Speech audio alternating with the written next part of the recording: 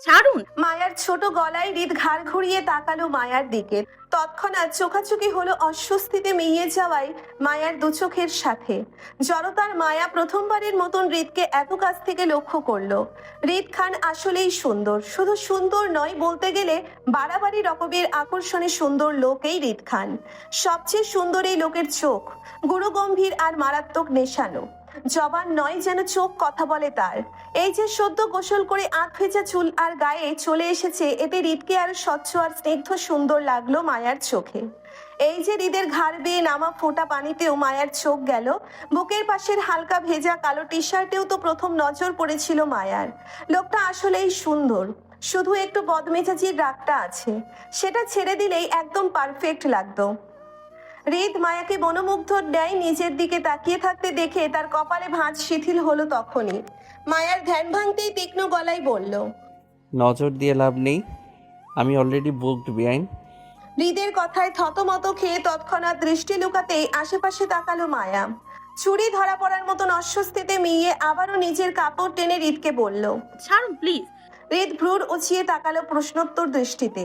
মায়া হৃদকে নড়তে না দেখে ফের নিজের কাপড় টেনে তাকালো হৃদের দিকে। চোখাচোখি হয়ে যেতেই মায়া নিজের দৃষ্টি নিচে করে ফের কাপড় টেনে বলল, কি হলো, ছাড়ুন প্লিজ। এখনও তো ধরতেই পারিনি, ছাড়বো কখন? তাছাড়া আপনি আমার বাড়িতে কি করেন? শুনলাম আপনি নাকি আমার নতুন বিআইন হয়েছেন, কথাটা কি সত্য? তাহলে শুনেন, সলিড একটা কথা বলি। আপনি দরদ দেখিয়ে দুলাভাইয়ের ভাই মনে করে আমাকে ছেড়ে দিলেও আমি ফাহাদের শালি মনে করে আপনাকে কখনোই ছাড়বো না। এর জন্য আপনার জাতির ভাইকেও আমি দেখে নিব, সমস্যা নেই। আর রইল আপনার কথা, তাহলে প্রথমে বলে রাখি, বোনের শ্বশুরবাড়ির মনে না করে নিজের শ্বশুরবাড়ি মনে করেও চলতে পারেন, এতে আমার সমস্যা নেই। কিন্তু আপনার অতিরিক্ত টই নিয়ে সমস্যা আছে। দুলাভাই বা আদার্স পাবলিক যাদেরকে আপনি নতুন নতুন বিআই বলে চিনেন, আপাতত তাদের সাথেও ঘোরাঘুরি নিষেধ। মানে হেলদি দূরত্ব বজায় রাখবেন তাদের সাথে, নয়তো ওই যে বললাম সবাইকে দেখে নিব, সে দলে আপনি থাকবেন। কিন্তু আর একটা কথা, নাইস কালার, কালো রঙটা বেশ মানিয়েছে আপনার সাথে, আই লাইক ইট। তবে নেক্সট টাইম লালের সাথে লাল পরবেন, তাহলে আরও সুন্দর দেখাবে। লাস্ট কথাটা দুষ্টুমির ছলে বলেই সামনে ঘুরে গেল হৃদ। হতবাগ মায়া হতবুদ্ধি হয়ে থ মেরে বসে রইল। প্রথম হৃদের হুমকি ধামকি গুলা মাথায় আসলো না। সে কেন নিজের দুলাভাই বা বিআইনদের কাছ থেকে দূরে থাকবে, তাও এই লোকের কথায়? বোনের শ্বশুর বাড়িতে এসেছে, বিআইদের সাথে আড্ডা দিবে, এটাই স্বাভাবিক, তাই না? সে কেন হৃদ খানের কথা শুনতে যাবে? আশ্চর্য। তাছাড়া এই লোকের চোখেও সমস্যা আছে। মায়া এই মুহূর্তে টকটকা লাল রঙা ড্রেস পরে আছে, অথচ এই লোক বলছে মায়াকে কালো রঙে মানিয়েছে বেশ। আজও পাবলিক ঠিকঠাক কালার চেনে না। হেনা খান এগিয়ে আসতে দেখেই মায়া আস্তে করে সরে বসলো। কারণ ততক্ষণে হৃদ মায়া কাপড় ছেড়ে দিয়েছিল। হেনা খানের আসার প্রায় সাথে সাথে জুই আর সেজুতিও উপস্থিত হলো সেখানে। মায়ার পাশে জুইকে বসতে দেখে রাগে মুখ বাঁকালো মায়া। জুই মায়া মাথায় টোকা দিতেই চোখ গরম করে তাকাতেই জুই আবারও মায়ার মাথায় গাট্টো মেরে বলল, বলতেই তোর কালো ফিতা দেখা যাচ্ছে কাঁধে, সেটা ভেতরে ঢুকা, নয়তো কারো চোখে পড়বে। জুইয়ের কথা আকাশ সম চমকিয়ে তৎক্ষণাৎ তাকালো হৃদের দিকে। তার মানে এই লোক তখন মায়াকে এই কালো ফিতার জন্য বলেছিল মায়াকে কালো রঙে সুন্দর লাগছে। গাঢ় লজ্জায় তখনই মিইয়ে গেল মায়া। অথচ হৃদ খান মায়াকে এত বড় কথা বলেও দিব্যি সে তার কফির মগ চুমুক দিতে ব্যস্ত। পাশেই হেনা খান অনেক কিছু বলছে তাকে, সে হ্যাঁ না উত্তর করছে না, শুধু গম্ভীর চিত্তে শুনে যাচ্ছে। সকাল 8টা, দিনটা মুক্তার বিয়ের পরদিন। নতুন বউকে নিয়ে রান্নাঘরেই পারভিন শেখ। আশেপাশে সার্ভেন্ট আছে আরো দুজন, একজন তরকারি ফুটছে তো অন্যজন রুটি বানাচ্ছে। মুক্তা ঘোমটা মাথায় শাশুড়ির পাশে দাঁড়িয়ে বাড়ির মানুষের জন্য চা বানাচ্ছে। পারভিন শেখ রুটি তেলে ভেজে সেটা আবার সেকে দিচ্ছে আগুনে পুড়ে। বিয়ে বাড়িতে মেহমান আছে, সবাইকে নাস্তা দিবে বলেই তোড়জোড় করে সবাই ব্যস্ত হাতে চালাচ্ছে কাজে। তবে মুক্তাকে কেউ বলেনি রান্নাঘরে আসতে, বরং না আসতে নিষেধ করেছিল পারভিন শেখ। মুক্তা নিজ থেকে সেধে এসেছে শাশুড়িকে কাজে সাহায্য করতে। নতুন বউ হয়ে কিভাবে অসুস্থ শাশুড়িকে কাজ করতে দেখেও বসে থাকবে সে? বড্ড বেবানান হয়ে যায় না? তাছাড়া বাড়ির মানুষজন, বিশেষ করে মুক্তা মা, পই পই করে ওকে বুঝিয়ে দিয়েছে শ্বশুর বাড়ির লোকজন ঘুম থেকে ওঠার আগেই যেন মুক্তা রান্নাঘরে উপস্থিত থাকে। অসুস্থ শাশুড়িকেও যেন হাতে হাতে কাজে সাহায্য করে। মুক্তা বরাবরই নরম ও বুঝদার মেয়ে, বড়রা যা বলবে তাই করে। এজন্য পারভিন শেখের বারবার নিষেধ করা সত্ত্বেও রান্নাঘর থেকে যায়নি মুক্তা। শাশুড়ি প্রথমে বলেছিল ওনার ছেলেকে সময় দিতে। ফাহাদ কাল বাদে পরশু সিঙ্গাপুর চলে যাবে বাবাকে নিয়ে, ফিরবে কখন তার ঠিক নেই, তাই ছেলের আশেপাশে থাকতে বলছে। কিন্তু মুক্তা নরম গলায় পারভিন শেখ জানায় ফাহাদ এখন ঘুমাচ্ছে, ঘুম থেকে উঠতে আরো ঘন্টা দুয়েক সময় নেবে। ছেলের ঘুমের কথা শুনেই চুপ করে যান পারভিন শেখ। মুক্তাকে তীক্ষ্ণ চোখে পরখ করেই থমথমে খেয়ে চুপচাপ ফের হাতের খুন্তিতে পুরোটা ভাজেন। মৃদু স্বরে আদেশ করেন তিনি, তাহলে তুমিও গিয়ে ঘুমাও, আমি সার্ভেন্ট দিয়ে খাবার রুমে পাঠিয়ে দেবো, যাও। শাশুড়ির কথায় বেশ লজ্জায় আড়ষ্ট হয়ে মাথাটা ঘোমটা টেনে জড়তার চোখে এদিক সেদিক তাকালো মুক্তা। তখনই চোখাচোখি হলো তরকারি করতে থাকা কাজের মহিলা ফুলমতির সঙ্গে। অর্ধবয়স্ক ফুলমতি ওকে দেখেই মিটমিট করে হাসছিল। সেজন্য ইতস্ততায় জড়িয়ে মুক্ত শাশুড়িকে ঘুরে গিয়ে মিনমিন গলায় বলল, আমি আপনার পাশে থাকি আম্মু, আমার সকালে ঘুমানোর অভ্যাস নেই। আর কিছুই বলল না পারভিন শেখ, চুপচাপ নিজের কাজে হাত চালালো। শাশুড়ির নীরব সম্মতি দেখে মুক্তা চায়ের কেটলিতে হাত বাড়ালো। 70-এর ঊর্ধ্বে বয়স্ক হেনা খানও বসে নেই। তিনি মূলত ডাইনিং এ খাবার রাখছে একের পর এক। পাশেই সার্ভেন্ট রূপী অল্প সময়ই মালা ট্রে হাতে দাঁড়িয়ে ওনাকে সাহায্য করছে। তক্ষুনি দেখলো রিতকে ফর্মাল ড্রেস আপে সিঁড়ি বেয়ে নামতে। হেনা খানের চোখ সেদিকে পড়তেই রিতকে ডাকলো নাস্তা করতে। রিত হাত ঘড়িতে সময়টা এক পলক দেখে নিয়ে ড্রয়িং রুমে মেইন দরজার দিকে যেতে যেতে বলল, এখন না দাদি, একটু পর। আয়ন আসছে জরুরি কাজে, সেটা শেষ করেই করব। হেনা খান থেমে যান, শুধু বলেন, তাহলে কফি করে দিব তোকে, খাবি? পাঠাবো? রিত চলে যেতে যেতে বলল, পাঠাও। সকাল সকাল খানবাড়ির বাগানে বিচরণ মায়ার। নতুন বাড়ি, নতুন পরিবেশ দেখে রাতেও তেমন ঘুম হয়নি। এজন্য সকাল সকাল ঘুম থেকে উঠেই খানবাড়ির বাগানে হাঁটাহাঁটি করতে চলে এসেছে। খানবাড়ির বাগানটা বেশ মনে ধরেছে মায়ার, বেশ সুন্দর আর পরিপাটি। বাগানের মাঝে একটা ছোটখাটো বাংলোও দেখেছে মায়া। খোলা বাংলোতে আবার আধুনিকা সোফাও ফেলে বসার মতন সুন্দর পরিবেশ করে রেখেছে খানবাড়ির মানুষ। মায়া আর সেদিকটাই যায়নি, বরং উল্টে পথে হাঁটলো। বাগানের মালিদের বাগান চর্চার কাজ করতে দেখা গেল সেদিকটায়। এগোতে চাইলো মায়া, অল্প এগোতে দেখলো আরাফ খানকে। তিনি সাদা ফতুয়া গায়ে জড়িয়ে হাতে লাঠির ভর করে দাঁড়িয়ে বাড়ির মালিদের এটা সেটা আদেশ করছে বাগানের পরিচর্যায়। ওনাকে দেখেই মনে হচ্ছে বেশ বিরক্ত মালিদের উপর তিনি। মায়া আরাফ খানকে এর আগেও বেশ কয়েকবার দেখেছিল, কথাও হয়েছে দুজনের টুকটাক, তবে বেশিরভাগ সময় মায়াকে মজার ছলে হেনস্থা করেছেন তিনি। এই যেমন কাল যখন জানতে পারলো মায়াই মুক্তার বোন হয়, তখনই বেশ রসিয়ে মজা করেছিল মায়ার সঙ্গে ব্রাহ্মণবাড়িয়ার বিখ্যাত ঝগড়ার খেতাব নিয়ে। মায়া অবশ্য হ্যাঁ তেমন কিছুই বলেনি বিয়েবাড়ির মানুষজন দেখে। কিন্তু আজ মায়া নিজ থেকেই আরাফ খানের সঙ্গে কথা বলতে চাইলো। আরাফ খানকে অনুসরণ করে সেদিকে পা বাড়াতেই ধপাস করে মুখ থুবড়ে পড়লো পায়ের নিচে ইট বেঁধে। বাগানের ইটের সরু রাস্তায় পড়ে যাওয়ায় দুহাতের কুইন আর দুপায়ের হাঁটু ঝিমঝিম করে উঠল তক্ষুনি ব্যথা দিয়ে। কেউ দেখা আগে তাড়াহুড়ো উঠে বসলো মায়া। লং হাতের চুড়িদার জামার উপর দিয়ে এক হাতে অন্য হাতের কুইন চাপলো ব্যথায়। মুখ কুচকে ইস ইস করে বলি আউড়িয়ে হাতের তালুতে কনুই ঘষতেই তক্ষুনি মুখের সামনে বাড়ালো কারো পুরু বেষ্টিত শক্তপোক্ত হাত। মায়া চমকে মাথা তুলে তাকাতেই চোখে পড়লো কুচকানো দুটো চোখের শীতল দৃষ্টি। অসময়ে হুটহাট অপরিচিত মানুষের সামনে মুখ থুবড়ে পড়ে যাওয়ার মায়া ইজ্জত লাগলো বেশ, কিন্তু তারপরও তবদা খেয়ে যাওয়ার মতন করে থমথমে মুখে চেয়ে রইল শ্যাম বর্ণের পুরুষটির দিকে। অপরিচিত লোকটিকে মায়ার বেশ পরিচিত মনে হলো, কিন্তু কোথায় দেখেছে লোকটাকে সেটা মনে করতে চেয়ে তাকিয়ে রইল লোকটার দিকে সে। তক্ষুনি গম্ভীর মুখ খুলল শ্যাম বর্ণের লোকটি, নিজের হাত হালকা নাড়িয়ে মায়াকে বলল, কি হলো মিস, উঠে আসুন। এভাবে বসে থাকলে অবশ্যই আশেপাশের সবাই জেনে যাবে আপনি নিজের পায়ের সঙ্গে বেজে পড়ে গেছেন। তখন সেটা শুনতে ভালো দেখাবে না, বিষয়টা লজ্জাজনক হতে পারে আপনার জন্য। তাই কেউ দেখার আগে আপনার আমার হাত ধরে উঠে দাঁড়ানো উচিত। আমতা আমতা করে অপরিচিত লোকটার হাত চেপে উঠে দাঁড়ালো সে। লজ্জায় জড়িয়ে আমতা আমতা করে ধন্যবাদ জানালো ছোট্ট করে। লোকটা মায়ার দিকে তীক্ষ্ণ চোখে চেয়ে হাতের ঘড়ির সময়টা দেখে নিল। তারপর পকেটে দুটো হাত গুজে দিতে দিতে বলল, আমি যদি ভুল না হই তাহলে আপনি ফাহাদের শালি হবেন, রাইট? আপনি কিভাবে বুঝলেন? আন্দাজে ডিল মেরেছি, তবে সঠিক হয়ে গেল। সম্পর্কে আপনি আমার বিয়েন হন, সেই সুবাদে আপনাকে একটা ভালো পরামর্শ দেই ফ্রিতে। এইভাবে হুটহাট পাবলিক প্লেসে পড়ে যাবেন না, কেমন? হাঁটতে না জানলে রোজ সকালে নিয়ম করে হাঁটাহাঁটি করবেন, দেখবেন একদিন ঠিকঠাক হাঁটতে শিখে গেছেন। তারপরও এইভাবে হুটহাট পাবলিক প্লেসে সুন্দরী মেয়েদের পড়ে যাওয়া নিষেধ, মনে থাকবে? সম্পর্কে যেহেতু বিয়েন হয়েছেন, তাই আমাদের আবারও দেখা হবে। আবার বলতে বারবার দেখা হওয়ার চান্স আছে। এখন আসি, তবে আমার কথাগুলো মনে রাখবেন, কেমন?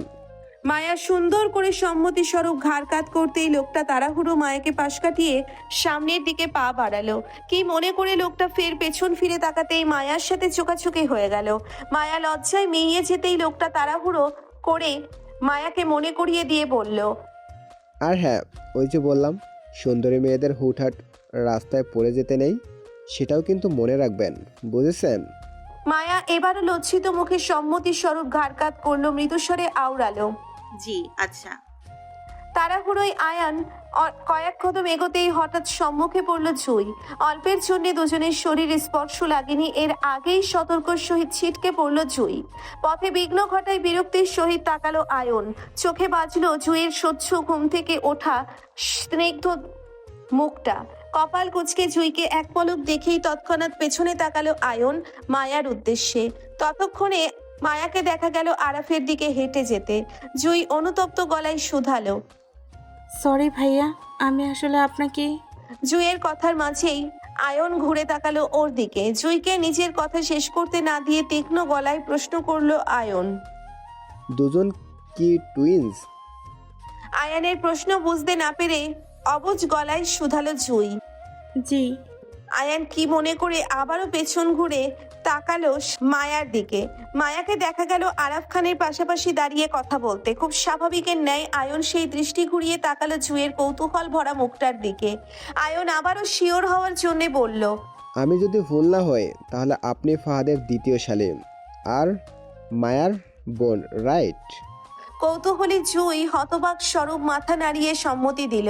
অপরিচিত একটা ছেলেকে নিজেদের পরিচয় সম্পর্কে জানতে পেরে বিস্মিত হলো। অবাক স্বরে প্রশ্ন করলো জুই। আপনি মায়াকেও চিনেন কিভাবে? দারুণ হাসলো আয়ন। হৃদকে দেখলো খানবাড়ির ভেতর থেকে বের হতে। সেদিকে পা বাড়াতে চেয়ে খুব স্বাভাবিক গলায় আদেশ জারি করলো জুইয়ের উদ্দেশ্যে। বলল, জানতো বিয়ান সাহেবা, আমার জন্য এক গ্লাস পানি আর একটা হট কফি নিয়ে আসেন। আজ সকাল সকাল কাজের তাড়াহুড়ো বের হয়ে পড়েছিলাম, তাই কিছুই খাওয়া হয়নি আমার।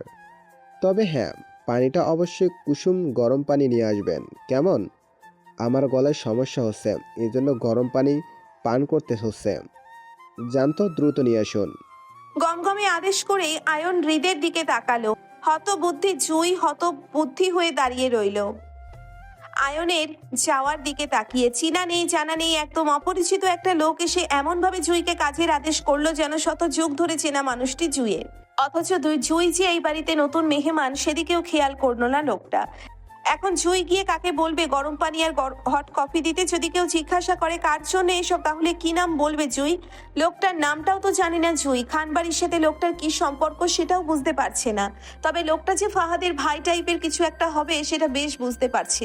কিছুক্ষণ আগে জুইকে বেআইন সাহেবা বলে সম্বোধন করা কথায় জুইকে তবদা খেয়ে দাঁড়িয়ে থাকতে দেখে আয়ন ফের চলে যেতে যেতে তাড়া দিয়ে বলল, কি হলো জুই, দাঁড়িয়ে আছেন কেন? আমাকে নিয়ে পরে ভাববেন, এখন দ্রুত যান। আমার মাথা পেন দিচ্ছে আপনার কফির জন্য। হতবাক জুইয়ের বিস্মিতা আকাশ ছিল আয়ানের কথায়। লোকটা জুইয়ের নামও জানে? সর্বনাশ! হতবুদ্ধি জুই তৎক্ষণাৎ ছুটল বাড়ির ভেতর দিকে। ফিরে এলো ট্রেতে করে কুসুম গরম পানি আর হট কফি নিয়ে। ততক্ষণে আয়ন হৃদের সাথে কথায় ব্যস্ত। জুই ইতস্তত বোধ করে সেদিকে আর আগালো না, বরং হৃদের ছেলেদের একজনকে ডেকে ট্রে তুলে দিল তাদের হাতে আয়নকে দিতে। ছেলেটির কফির ট্রে হাতে নিতেই তৎক্ষণাৎ বাড়ির দিকে দৌড়ালো জুই। আপাতত সেজুতি রুমটা জুইয়ের স্বস্তির মনে হলো। মোটর পাইপ হাতে চেপে দাঁড়িয়ে মায়া, উদ্দেশ্য বাগানের চারা গাছে পানি দিবে, কিন্তু হঠাৎ করে মোটর পুড়ে যাওয়ার হতাশ মায়া। সেজন্য লাল ছোট বালতি হাতে বাগানের একপাশের মোটর কল থেকে পানি সংগ্রহ করতে সেদিকে গেল। দুজন মালির দেখা দেখি সেও টিউবওয়েল চেপে বালতি ভরলো পানিতে। দুহাতে বালতি আঁকলিয়ে টেনে কিছু পথ যেতেই কোথাও থেকে দৌড়ে এগিয়ে আসলো সেই তপু নামক দামড়া ছেলেটি। ভাবি ভাবি বলে মায়াকে সম্মান দেখিয়ে জোরপূর্বক বিনীত সহিত মায়ার হাত থেকে বালতিটা নিজের হাতে নিল। থমথমে মুখের মায়া চুপ করে গেল তপুর মুখে ভাবি ডাকটা শুনে। সতর্ক চোখে আশেপাশে তাকালো কেউ শুনে নিয়েছে কিনা দেখতে। মায়ার ভয় পাছে যদি কেউ শুনে নেয় মায়াকে এত বড় দামড়া ছেলে ভাবি ভাবি ডেকে মুখে ফেনা তুলে ফেলছে, তাহলে নিশ্চয়ই বিষয়টা দৃষ্টিকটু দেখাবে নতুন আত্মীয়দের মাঝে। মুক্তার কানে যেতে পারে সেই ভয়ও করলো মায়া। তাছাড়া এখনকার সবাই জানে মায়ার এখনো বিয়ে হয়নি। এখন কোন জাতীয় ভাইকে জড়িয়ে এই দামড়া ছেলেগুলো মায়াকে এত এত সম্মান দেখায় সেটাও তো মায়া জানে না। সেই জন্য মায়া কথা না বাড়িয়ে সতর্ক সহিত এদিক সেদিক তাকাতেই চোখে পড়ল কিছু দূর বসা হৃদকে। মায়ার দিকেই কপাল কুঁচকে তাকিয়ে নিশ্চিত শুনেছে তপু নামক ছেলেটিকে মায়াকে ভাবি ডাকতে। মায়া খানিকটা থমথমে খেয়ে যায় হৃদের সাথে হঠাৎ চোখাচোখি হয়ে যেতে। আবার কি মনে করে মায়া বেশ সাহসী হয়ে বুক ফুলিয়ে হৃদের দিকে গর্বিত চোখে তাকালো। নাক ফুলিয়ে হৃদকে ভাব দেখিয়ে বোঝাতে চাইলো মায়া এখন জাতির ভাবি। ওরা পিছনে জাতির ভাইয়ের লম্বা হাত আছে সেটা। মায়া রাতেই যে হৃদকে ছোটখাটো হুমকি দিয়েছিল জাতির ভাইয়ের লম্বা হাত দিয়ে হৃদকে গায়েব করে দিবে, সেটা সকালেই সত্যি হলো। তপুর ছেলেটার এত সম্মান দেখিয়ে ভাবি ডাকায়। এখন নিশ্চয়ই এই হৃদ খান মায়ার পিছনে আর লাগবে না, ভয় পাবে ওকে। নয়তো এই লোকটা যে সবসময় মুখ বাঁকিয়ে থাকে মায়াকে অপমান করার, সেটা আজ বুঝবে মায়ার কত সম্মান আছে সকলের সমানে। আর যাই হোক, জাতির ভাই অন্তত একটা উপকার করেছে মায়ার জীবনে এসে। এই যে মায়া এখন হৃদ খানকে নির্ভয়ে নাক দেখিয়ে চলবে, সেটা তো একমাত্র এই জাতির ভাইয়ের জন্যই হলো, তাই না? এজন্য তো অন্তত মায়ার উচিত এই জাতির ভাইকে একটা ধন্যবাদ দেওয়ার। ক্ষমতাসীন মায়া নিজের ভাবনা ছেড়ে হৃদকে নিজের ক্ষমতা দেখিয়ে মুখ বাঁকিয়ে চলে গেল তপুকে অনুসরণ করে। মনে মনে শপথ করলো আজ থেকে সেই হৃদ খানকে ভুলেও ভয় পাবে না, কারণ হৃদ খান থেকে মায়ার ক্ষমতা অনেক বেশি। মায়া কত সম্মান এই দামড়া দামড়া ছেলেগুলোর সামনে, সেটা বোঝাতে হবে না এই হৃদ খানকে। এখন মায়াকে অকারণে ভয় পেলে চলবে? ভুলেও চলবে না। মায়া কি মনে করে চলে যেতে যেতে আবারও ঘাড় ঘুরিয়ে তাকালো হৃদের দিকে। তৎক্ষণাৎ চোখ মিলল দুজনের। হৃদ তখনও আগের ন্যায় কপাল কুঁচকে তাকিয়ে মায়ার দিকে। হৃদের সাথে ফের চোখ মিলতেই মায়া আবারও মুখ বাঁকালো হৃদকে। তখনই শোনা গেল কারো ঝনঝনে মুক্ত হাসির শব্দ। মায়া চমকে উঠে পাশে তাকাতেই দেখলো সকালের সেই শ্যামবর্ণের ছেলেটি হৃদের পাশে বসে আছে, মায়ার দিকে তাকিয়ে হাসছে। লজ্জায় মায়া তৎক্ষণাৎ ছুটে পালালো আরাফ খানের কাছে। তক্ষুনি আয়ান বলল, বাহ, বিএন সাহেবা তো ভালোই মুখ ভাঙাতে পারেন। তা তোর প্রতি এত মেহেরবানির কারণ কি? আপাতত আমি তার শত্রুপক্ষের আছি তাই। আচ্ছা, এই ব্যাপার। পরিচয়টা দিয়ে দেই তাহলে তো হয়। সরি। হৃদের মুখটা তক্ষুনি গম্ভীর হয়ে উঠল। অল্প কথাই বলল, নো নিড। কথাটা শেষ করে ফের হৃদ চোখ তুলে তাকালো মায়ার দিকে। দূর পথে দেখা গেল মায়াকে বালতি থেকে মগে করে বাগানের চারা গাছে পানি দিতে আরাফ খানের সঙ্গে। ইতিমধ্যে যে আরাফ খানের সঙ্গে বেশ সখ্যতা গড়ে উঠেছে মায়ার, সেটা বেশ চোখে পড়ল হৃদের। মেয়েটার সবার সাথে সহজে মিশতে পারে, অথচ হৃদের বেলায় এলেই যত মিথ্যা থাকে হৃদকে বলে বেড়ায়। তাহলে সেখানে হৃদ কেন চেঁচে নিজের পরিচয় দিতে যাবে? হৃদকে কি দিয়েছিল এই মেয়ে নিজের পরিচয়, নাকি বিয়ের রাতে পালিয়ে যাওয়ার সময় বলে পালিয়েছিল? হয়তো আজও দুজন দুজনের পরিচয় মিলতো না যদি না হৃদের মন সায় দিত এই মেয়েকে নিয়ে। দেখা যেত আজীবন স্বামী স্ত্রী হয়েও কখনো নিজেদের পরিচয় মিলতো না, বরং সামনে থেকেও দূর হয়ে যেত একে অপরের। না ডিভোর্স হতো আর না সংসার। এই মেয়ে যখন ঝুলন্ত অবস্থায় নিজেকে রাখতে পছন্দ করে, তাহলে হৃদ কেন আগ বাড়িয়ে যাবে নিজের পরিচয় দিতে? থাকুক আজীবন ঝুলন্ত অবস্থায়। হৃদ কখনো বলবে না সে কে, কি তার পরিচয়। যদি এই মেয়ে তাকে খোঁজে বের করতে পারে, তখন দেখা যাবে কি করা যায় এই সম্পর্কটা নিয়ে। ততদিন থাকুক যেমনটা চলছে তেমন। হৃদ নিজের চিন্তা ভাবনায় আরো গম্ভীর হয়ে উঠল। মায়া আরাফ খানের সঙ্গে চারা গাছে পানি দিয়ে বসলো বড় ছাতার নিচে। চেয়ারে পা বুঝিয়ে বসতেই সেখানে আগমন ঘটল মালার। হাতে মায়া আর আরাফ খানের জন্য নাস্তার ট্রে টেবিলের ওপর রেখে মালা আরাফ খানের উদ্দেশ্যে জানায় সকালের চা নতুন বউ মানে মুক্তা বানিয়েছে সবার জন্য। মালা চলে যেতেই আরাফ খান গলা ছেড়ে হৃদকে নিজের কাছে ডাকলো। হৃদ ততক্ষণে আয়ানের সাথে বাড়ির ভেতরের দিকে যাচ্ছিল, কিন্তু আরাফ খানের ডাকে পেছন ঘুরে তাকালো। সেদিকে যেতে না চেয়েও হৃদ কি মনে করে পা বাড়ালো আরাফ খানের উদ্দেশ্যে। আয়ন হৃদের পিছনে না গিয়ে বাড়ির ভেতরের দিকে হাঁটলো হেনা খানের সঙ্গে দেখা করতে। হৃদকে আসতে দেখেই ভারী নিঃশ্বাস ফেললো আরাফ খান। নাস্তার ট্রের দিকে তাকিয়ে হতাশ গলায় মায়াকে বলল, বুঝলে মিয়া, দিন দিন আমার হৃদটা কেমন শুকিয়ে যাচ্ছে, তারপরও বিয়ে করতে চাচ্ছে না। এই জন্য না পেরে ছোট ভাই ফাহাদকে বিয়ে করালাম আমরা, তাও তোমার বোনের সঙ্গে। এই হৃদটা যদি বুঝতো তাহলে আজকে নাস্তার টেবিলে চার সাথে গরম গরম পিঠাও খেতে পারতাম, আর বইয়ের হাতের কত সুবিধা হতো আমাদের, বলো। আবারও হতাশার ভারী নিঃশ্বাস ফেললো আরাফ খান। যেন এই মুহূর্তে ওনার মতো দুঃখী মানুষ দুটো আর এই ধরনীতে নেই। মায়ারও বেশ মায়া হলো আরাফ খানের কথায়। বুড়ো মানুষের এত দুঃখ থাকতে নেই, এতে মায়ার কষ্ট হয়। ততক্ষণে হৃদ ও মায়ার পাশের চেয়ারটা টেনে আরাফ খানের মুখোমুখি হয়ে বসলো। আরাফ খানের নাটকীয় কথা সবই তার কানে এসেছে, সেই জন্য বসতে বসতে বলল। সব ফালতু কথা। হৃদের অল্প কথায় যেন আহাজারি করে উঠল আরাফ খান। মায়ার কাছে ফের ভারী দুঃখ প্রকাশ করে বলল, দেখছো নাতনি, ওর বিয়ের কথা বললে সব ফালতু হয়ে যায়। আর ও যে দিন দিন শুকিয়ে যাচ্ছে বিয়ে না করাই, সেটা ওর চোখে পড়ে না। আচ্ছা তুমি বলো, ওকে দেখতে শুকনো শুকনো লাগছে না তোমার কাছে? আরাফ খানের কথাই তক্ষুনি মায়া কৌতূহল ভরা দৃষ্টিতে তাকালো হৃদের দিকে। হৃদ কিছু বলবে তার আগেই এক অপ্রত্যাশিত কাজ করে বসলো মায়া। হাত বাড়িয়ে হৃদের থুতনি ধরে নিজের দিকে ঘোরালো। এদিক সেদিক ঘুরিয়ে হৃদের মুখে জহুরি দৃষ্টিতে পরখ করে মায়া আরাফ খানকে বলল, আচ্ছা, একটু একটু শুকনা লাগছে দেখতে নানা ভাই। মায়া হৃদের থুতনি ছেড়ে দিতে থমথমে খেয়ে বসলো হৃদ। মায়া হঠাৎ এমনটা করবে তার ধারণাতেও ছিল না। তবে আরাফ খান দারুণ মজা পেল। তিনি একগাল হেসে উঠতেই হৃদ চাপা স্বরে মায়ার ধমকে শুধালো, স্টুপিড, ওটা রোদে শুকিয়েছে। মায়া কিছু বলবে তার আগেই আরাফ খান মায়ার মাথায় আদুরে হাত বুলিয়ে উৎসাহে বলল, আরে বাহ, তোমার সাথে দারুণ জমবে আমার। তবে তুমি একটু অপেক্ষা করো, আমি ভিতর থেকে আমার মেডিসিনগুলো নিয়ে আসছি, নয়তো গিন্নি আমার এক্ষুনি হাঙ্গামা শুরু করে দেবে। মায়া ঘাড়কাত করে আরাফ খানকে সম্মতি দিতেই তিনি হাতের লাঠি ভর করে বাড়ির ভেতরের দিকে চলে গেল। ওনাকে যেতে দেখেই ভেতরে চেপে রাখা কথাগুলো হৃদের উদ্দেশ্যে বলল মায়া, আপনি আমাকে একদম ধমক দেবেন না। আমি কিভাবে বলবো কোনটা রোদে শুকিয়েছে, কোনটা আপনার বিয়ে না করায় শুকিয়েছে? আমি কি আগে বিয়ে করেছি নাকি যে জানবো? আমার তো পূর্ব কোনো অভিজ্ঞতা নেই, বুঝলেন?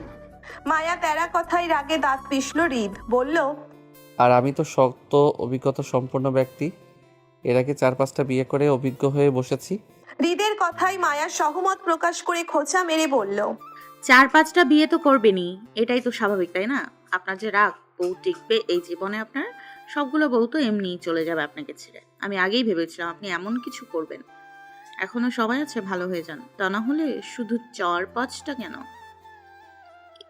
এরপরে 10-12টা বিয়েও করতে হবে যদি না শুধরান। তারপরেও একটা বউ থাকবে না, দেখবেন। মায়ার কথায় হৃদ চুপ হয়ে গেল। এই মেয়ে তার কথা কোথা থেকে কোথায় নিয়ে গেল। এখন হৃদ কিছু বললে আরো উল্টে তাকেই পাগল বানাবে এই মেয়ে। তাই হৃদ মায়ার কথায় মায়াকেই ফাঁসিয়ে দিয়ে বলল, যাক, অবশেষে কেউ আমার দুঃখ বুঝলেন বিআইন সাহেবা। আমি সত্যি অনেক দুঃখে আছি। আমার বউ থাকছে না আমার কাছে, বিয়ে করেও রাতে বউ ছাড়া ঘুমাতে হচ্ছে। এদিকে ছোট ভাই বিয়ে করে নিল, অথচ আমার বউ আমাকে এখনো স্বীকারই করতে চাচ্ছে না, উল্টো আমাকে তার শত্রু ভাবে। এদিকে শীতও চলে এসেছে, রাতে যে বউকে জড়াজড়ি করে ঘুমাবো তারও কোনো উপায় নাই। আমি ভীষণ দুঃখে আছি, বুঝলেন বিআইন। আপনি আমার জন্য একটা সঠিক বউ খোঁজেন তো, যেই বউ মেন্টালি আতপাগল হবে, ঘেলুও কম থাকবে, বোকা চেহারা আর সরল হাসি থাকবে তার। আমি তো লম্বা মানুষ, তাই বউটা খুঁজবেন ঠিক আপনার মতন নাটো মেয়ে। আসলে ছোট বউকে কোলে তুলে কিস করার ফিলিংস আলাদা। আহা, আর এর জন্য আমার ছোট বউই লাগবে কনফার্ম। তারপরে এই যে আমার গায়ের রঙটা হলো ফর্সা, এই জন্য বউয়ের গায়ের রং মিলিয়ে হতে হবে হলুদ, একদম আপনার মতন। তারপরে এই যে আপনি আমার দিকে তাকান। মায়ার থুতনি ধরে হৃদ নিজের দিকে ঘুরিয়ে মায়ার নাক মুখ দেখিয়ে আবার বলল হৃদ। এই যে আপনার মতো নাক, ঠোঁট, মুখ, গাল, চোখের ভিতরের কালো তিল, একদম সব কিছু এই রকমেরই হলেই চলবে। তারপর এই যে ধরেন আমি যা বোঝাতে চাইবো বউকে সেই ঠিক তার উল্টোটা বুঝবে, একদম আপনার মতন করে। আমার এই রকম গুণের বউই পছন্দ। যদি আপনার অনুসন্ধানে এমন মেয়ে থাকে তাহলে অবশ্যই আমাকে জানাবেন, কেমন? আমি অপেক্ষায় রইলাম। আসলে শীত চলে এসেছে তো, তাই বউটা খুব জরুরি। শীতের রাতের ওমের একটা ব্যাপার স্যাপার আছে না? আচ্ছা আমি এখন আসি তাহলে বেআইন, আপনি একটু খোঁজাখুঁজি করে দেখেন কোথাও আছে কিনা এমন মেয়ে। ততদিন না হয় আমি আরেকটু অপেক্ষা করলাম। কথাগুলো বলেই হৃদ জায়গা ছাড়লো। মায়া হৃদের চলে যাওয়ার দিকে কনফিউজড হয়ে তাকিয়ে রইল। আসলে হৃদের জন্য বউ খোঁজা নিয়ে একটু কনফিউজড সে। হৃদ খান কি মায়াকে বউ খোঁজাতে বলে গেল, নাকি মায়ার পিছনে সরাসরি লাইন মারলো? কোনোভাবে কি হৃদ খান মায়াকে নিজের পাত্রে হিসেবে আঙ্গুল তুলে দেখিয়ে গেল? কনফিউজদের মায়া ঠোঁট উল্টালো। ঢাকা রাতের শহরটা চমৎকার হয়, ভালো লাগা কাজ করে। আধার রাতের কালোয় মন ছুঁয়ে যাওয়াই মতন সাংঘাতিক ব্যাপার থাকে জড়িয়ে নিষ্ক্রিয় প্রহরে। তবে সেটা যদি গভীর রাতের নিস্তব্ধ কোনো মুহূর্ত হয়, তখন কিন্তু সন্ধ্যা নাগাদ সময়টা তেমন চমৎকার হয় না, বরং ভীষণ ব্যস্ততা আর কোলাহলময় যানজটে আচ্ছন্ন থাকে পরিবেশ। এই সময়ে মানুষ নানা কাজে বের হয় রাস্তায়। নিত্যদিনের কেনাকাটা আর বাজারজাতের তালিকা থাকে হাতে। এমনই এক সন্ধ্যায় হৃদের জন্য চমৎকার একটা মুহূর্তেই সৃষ্টি হয়, তাও অল্প সময়ের জন্য। ক্ষণিকের জন্যে হৃদের ভেতরকার মনটাকে উত্তাল সমুদ্রের ঢেউয়ের মতন অশান্ত করলো কেউ। হৃদ সবে মাত্র রেস্তোরাঁ থেকে বের হয়েছিল মিটিং শেষ করে। রোজকার মতো আসিফ সঙ্গে ছিল, তবে বডিগার্ড ছিল না। তাদের সঙ্গে ছিল আরো দুজন অফিস সহকারী। হৃদ গাড়িতে চড়ে বসতে বসতে আসিফ বাকি দুজন স্টাফগুলোকে বিদায় জানালো। ততক্ষণে হাতের ফাইলগুলো নিয়ে ড্রাইভারের পাশের সিটে বসতেই গাড়ি চলতে শুরু করলো। হৃদ আসিফকে গাড়ির এসি পাওয়ার বাড়াতে বলে গায়ের কোট খুলে পাশে ফেললো। গলার টাই খুলে কোটের উপরে রেখে গলার শার্টের দুটো বোতাম খুলে দিল গরমে। শার্টের হাতের কবজির বোতামগুলো ছাড়িয়ে কুইন পর্যন্ত টেনে শার্ট ভাঁজ করার মধ্যে হঠাৎ হৃদের ফোনে কল আসলো। খুব স্বাভাবিকের ন্যায় আসিফ সেই ফোন হৃদের দিকে বাড়িয়ে দিতে গিয়ে বেখেয়ালি চোখ ফোনের স্ক্রিনে পড়তেই খানিকটা চমকে উঠল। কৌতূহল দমালো, তারপরও হৃদকে কিছু বলতে না পেরে ফোনটা এগিয়ে দিতে দিতে কলটা ততক্ষণে কেটেও গেল। এত ছোট কলের রিংটোন হৃদ আসিফ দুজনেই বুঝতে পারলো এটি সম্পূর্ণ কল দিল না, বরং অর্ধ মিস কল ছিল সেটা। হৃদ অপ্রয়োজনীয় কল ভেবে আসিফ থেকে ফোন নিয়ে সেইভাবে কোটের উপর রেখে দিল। কিন্তু আসিফ নিজের কৌতূহল দমাতে না পেরে সেদিকে চেয়ে হাঁসফাঁস করে হৃদকে বলল, ভাই কলটা মনে হয় জরুরি ছিল। হৃদ প্রতিক্রিয়া দেখালো না তেমন। ভীষণ ক্লান্ত সে, তাছাড়া মিস কলের কল ব্যাক করার মতন সময় নেই। আপাতত তার একটু রেস্ট চাই, তাই শার্টের হাত দুটো গুটিয়ে ভাঁজ করতে করতে সেভাবে গম্ভীর স্বরে বলল, আমি ক্লান্ত, এখন পরে চেক করে নিব। হৃদের শেষ বাক্য শেষ করার সাথে সাথে আরো একটি মিসড কল আসলো একই নাম্বার থেকে, পরপর আরো দুটা। এবার হৃদ বেশ বিরক্ত হলো। এমনিতে সে ক্লান্ত, তারপর আবারও মিস। অদ্ভুত, হৃদের পার্সোনাল ফোনে কল করার মতন তার পরিবারের লোক ছাড়া অন্য কেউ নেই। হৃদ তার পার্সোনাল নাম্বার পরিবারের বাহিরের যেখানে কাউকে দেয়নি, সেখানে আননোন নাম্বারে তার ফোনে কল আসার প্রশ্ন ওঠে না। তাছাড়া হৃদের বাবা মা, ভাই, দাদা দাদি সবাই হৃদকে সরাসরি কল দেয়, মিসড কল নয়, তাও রাত 10টার পর। এই অসময়ে ভর সন্ধ্যায় হৃদকে আর যাই হোক তার পরিবারের কেউ অন্তত কল করবে না, এই বিষয়ে সে নিশ্চিত। তাহলে এই দয়াবান মানুষটা কে হতে পারে যে তাকে কল নয় সোজা মিসড কল দিচ্ছে, একের পর এক অভদ্রের মতন। হৃদ ভাবলো সে ফোনটা উল্টে দেখবে না মিসড কল দাতাকে, কিন্তু ফোনের ওপাশের ব্যক্তিটা এবার যেন মিসড কল নয়, সত্যি সত্যি হৃদকে একটা সম্পূর্ণ কল করলো। হৃদ খানিকটা অভুক্ত নিয়ে ফোনটা উল্টে হাতে নিতেই খানিকটা চমকালো। সূচক চোখে তৎক্ষণাৎ দৃষ্টি ঘুরিয়ে তাকালো আসিফের দিকে। আসিফ আপাতত হৃদের দিকেই চেয়েছিল, কিন্তু হঠাৎ করে হৃদ তাকানোতে তৎক্ষণাৎ সামনে ঘুরে গেল চোরের মতন। হৃদ স্থির চিত্তে ফোন চেপে স্ক্রিনের নামটার দিকে তাকিয়ে কয়েক সেকেন্ড। গুটিসুটি অক্ষরে ভাসমান লেখা বেয়াদব বউ, যার অর্থ কলটা তাকে তার বেয়াদব বউ করেছে। কিন্তু হৃদের পার্সোনাল নাম্বারটা পেলো কোথায়? হৃদ তো দেয়নি, তাহলে কার কাছ থেকে নিল? আর হৃদকে বা কি মনে করে কল দিতে পারে? হৃদের যতটুকু মনে আছে, সে এখনো পর্যন্ত তার বেয়াদব বইয়ের অপছন্দের লিস্টে শত্রুর হয়েই পড়ে আছে। তাদের লুকোচুরির সম্পর্কটা এখনো প্রকাশ পায়নি বউয়ের কাছে। তাহলে হঠাৎ করে হৃদকে কেন ফোন দিবে? হৃদ তীক্ষ্ণ দৃষ্টি ফেলে ফোনটা রিসিভ করে কানে তুললো। আপাতত কথা বলা যাক, কি কারণে ফোন দিয়েছে এই মহিলা নিজেই বলবে হৃদকে। হৃদ ফোনটা রিসিভ করে স্বভাব সুলভ গম্ভীর গলায় হ্যালো। বলতেই ফোনের ওপাশ থেকে মায়া হম্বিতম্বি করে হৃদকে সালাম দিল। আসসালামু আলাইকুম। ওয়ালাইকুম আসসালাম। কে বলছেন? গম্ভীর গলায় সুন্দরভাবে সালামের উত্তর দিয়ে হৃদ অপরিচিত সাজলো মায়ার কাছে। কে ফোন করেছে তা জানতে চাইলো, কিন্তু ফোনের ওপাশের মায়া হৃদকে সালাম দিয়েই যেন চুপ মেরে গেল। তার ঘন ঘন অস্থিরতার নিঃশ্বাস যেন হৃদের কানেও ভারী খাচ্ছে। হৃদ ফোনের ওপাশের মায়াকে চিনতে পেয়েও সে অপরিচিত সাজলো, কারণ মায়া এখনো হৃদকে নিজের পরিচয় দেয়নি বলে সেও সেধে আগ বাড়িয়ে নিজের পরিচয় দিয়ে বলল না যে সে মায়াকে চিনতে পেরেছে। তাছাড়া আজ প্রথম দুজনের ফোনালাপ করা, এর আগে কখনো এমনটা হয়নি। হৃদের কাছে প্রথম থেকে মায়ার পারিবারিক নাম্বারগুলো সেভ ছিল যবে থেকে হৃদ দুজনের বিয়েটা সম্পর্কে জানতে পেরেছিল তখন থেকে। কিন্তু সেটা তো আর মায়া জানে না, তাই না? তাই হৃদ আগ বাড়িয়ে নিজের পরিচয় না দিয়ে বরং অপেক্ষা করলো মায়া পরিচয় দেওয়ার। কিন্তু মায়াকে কথা বলতে না দেখে হৃদ গাড়ির সিটে গা ছেড়ে দিতে দিতে পুনরায় একই প্রশ্ন করলো।